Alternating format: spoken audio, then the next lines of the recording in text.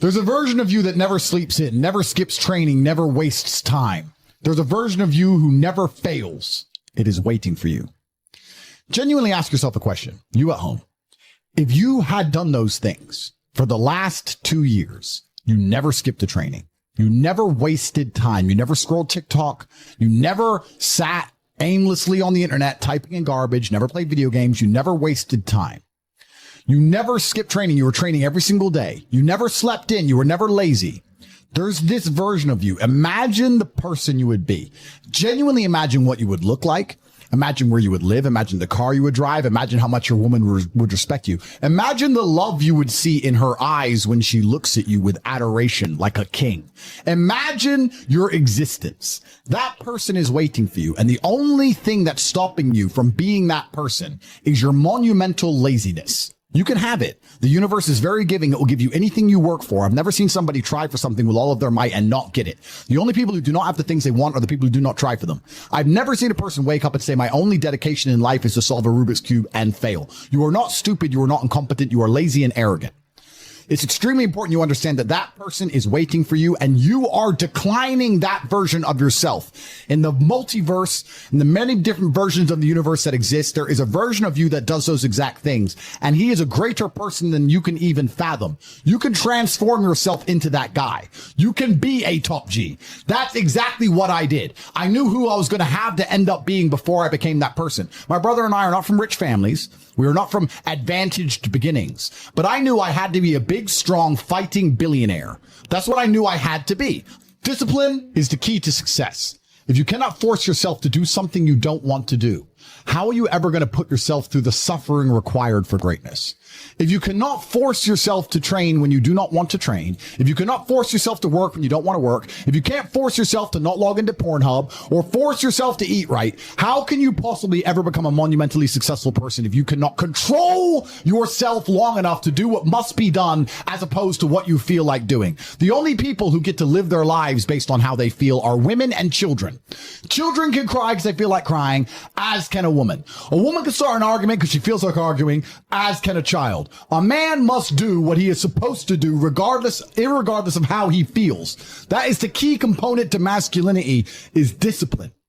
If you do not have the discipline to dedicate yourself to anything, you are going to fail and be crushed by the people who can. If you only go to the gym when you feel like going to the gym, you're never going to be as strong as the people who go to the gym when they don't feel like going to the gym. That is a reality of life. So I train every single day. I've actually heard from some people saying, you overtrain. And I explained to them, one, I don't believe in rest. I'm not you. I'm not pussy and I'm not broke like you are, Mr. Fitness Trainer, standing around the gym teaching people $50 an hour. I don't need to listen to you. Secondly, I don't train because I want to get bigger. I train every day because it is difficult to train every day. It hurts. I don't want to. I wake up and I'm busy. I have other things to do. I don't feel like doing it. So I force myself to do it 7 days a week, 365 days a year, so that I know I'm the kind of person who can do what he doesn't want to do when it needs to be done. I am that man. And it is more of a mental exercise than a physical exercise at this point. How can you ever outcompete me if I can force myself to do the things I don't want to do and you cannot? Discipline is absolutely essential for success. And you need to get very comfortable and very used to the idea of understanding that on your path to greatness, there are going to be long periods of time where you hate what you are doing, where you are dissatisfied with the actions you must undertake, where you are tired, where you are stressed. That is why it is difficult. That is why most people won't make it. If the path was easy, everybody would walk it and it would lead nowhere. 100 people start the path, 99 fall off because it is difficult, and the one person who makes it to the end gets the gold. If all 100 made it to the end and the gold was divided by 100, it wouldn't even be worth anything. The difficulty gives it value. The fact that it is difficult to do is the key component into the fact you want it in the first place. If it wasn't difficult, everyone would have it and you wouldn't want it because no one would respect it. It's supposed to be hard. Life is supposed to be hard. You're supposed to think this is terrible. You're supposed to suffer and smile through the pain regardless. Discipline is the key to success in all realms as a man. And if you lack it, you stand no chance. You can give most people a roadmap to success. You can give them a Ferrari with a full tank of gas, and a lot of people still wouldn't make the destination because they would say the drive is too far away. quitters. They don't have the discipline. You can tell them exactly how to do it. You can give them the mechanism to get there, but they don't have the discipline to complete the drive and end up at the destination. That is the majority of Earth. This is your competition. People who, even if they are told what to do and people tell them exactly how to do it and help them do it, still quit, still fail because they lack discipline. Even me, with my monumental powers, I can't make a quitter successful. It doesn't matter how good I am. It doesn't matter how easily I make it for them to succeed. It doesn't matter how compendious and concise and powerful the real world is. It doesn't matter how much I text them and motivate them, how many emergency meetings I do to try and talk to them and hype them up, how much motivation I give them. It doesn't matter what I do. If they are a quitter, guess what they're going to do? They're going to quit. No matter how simple the map is to read, no matter how fast a Ferrari is, somewhere along the drive, the sun's going to get in their eyes, and they're going to sit there and go, I don't like this, this is hard, and they're going to quit. Quitters are the number one type of people that nobody can help. If you're a quitter, I can't help you. Life can't help you. God himself cannot help a quitter. So if you lack discipline, you lack the very basic building block to any type of success which exists on the planet. By every single metric which can be measured with science, you are going to stay a loser and a failure. The key is to keep training. If you train hard every single day, you don't have to worry about a little bit of vitamin C. It's true. If you don't train and you don't smoke, you're still going to be a pussy. Yes. The answer is always hard work. As soon as you are granted life, you are guaranteed death. What you do in between is up to you. You are all conscious. That could end tomorrow. That could end in 100 years. But the time between the beginning of your consciousness and the end of it is completely up to you. Training is never the wrong decision. If you're in jail, you should train. If you are free, you should train. If you are rich, you should train. If you are poor, you should train.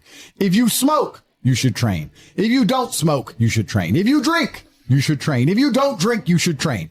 You cannot escape that hard work is always the correct decision. There is no time in any scenario when working hard is going to be the wrong answer. You should always try your very best in all things. I will smoke 10 cigars a day and beat the shit out of you because I train harder than you can possibly fathom. Pain is an extremely important part of the equation. Pain is the elixir of success. When people say this bad thing happened to me and I'm suffering, I say good. It is pain which is required. It's one of the elements in the chemical reaction. And the chemical reaction requires 5 particular distinct compounds, and you have 4 and you're missing 1. It simply doesn't work. Pain for a man is one of the most important elements in becoming successful. Batman is Batman because they killed his parents. If they did not kill his parents, he would not be Batman. You're supposed to suffer. You're supposed to take that pain. The worst thing that can happen to you as a man is you live a life with no pain in it. To be born into a rich family and have a nice, easy life and be given money, and you don't have to go to the gym and not have to train because you have bodyguards and sit around like a fuck up. You're going to be miserable and unhappy and a drug addict buying prostitutes. You're only going to have women who adore you. You're only going to feel confident in yourself and feel happy when you've been through hell and come out the other side. The pain is required. And you'll often notice that people who are better than you are people who have suffered more than becoming better looking. Time is against her. As she gets older, she's going to lose her looks. You're going to continue your ascent, and she's going to have to watch you for the rest of her life be the man that she could have been with that she's no longer good enough for. The best thing you can do is simply ignore. That is the powerful move. And it's the same with also men. It's not even a gendered argument. There's men who want to be your friends right now, who wanted to be your friend, and they did something wrong to you. And if you're on the right path doing the right things, karma, God, the universe, whatever you want to call it, is going to teach them a lesson for simply failing to be a good person to you while they had the chance. But when you have a whole bunch of money, you take care of the people you love. And that's the masculine prerogative. And even my brother and I, anyone who's been loyal to us, who's on our team, we monumentally reward. And everyone who ever displayed cowardice or sold us out or made mistakes massively regrets it because they see how well we treat the people who are close to us. If you lack somewhere, excel somewhere else. Counter your weaknesses by honing other capabilities. If you're ugly, become filthy rich. If you're poor, be as strong as an ox. Life is unfair. The primary focus of your energies is to balance the books. And there's 2 different ways you could interpret that. You can, obviously, increase the attributes that you are lacking. If you have the ability to train, because a lot of people don't. Some people are born without arms and legs, but you with 2 arms and 2 legs are sitting at home jerking off the Pornhub, flabby and fat.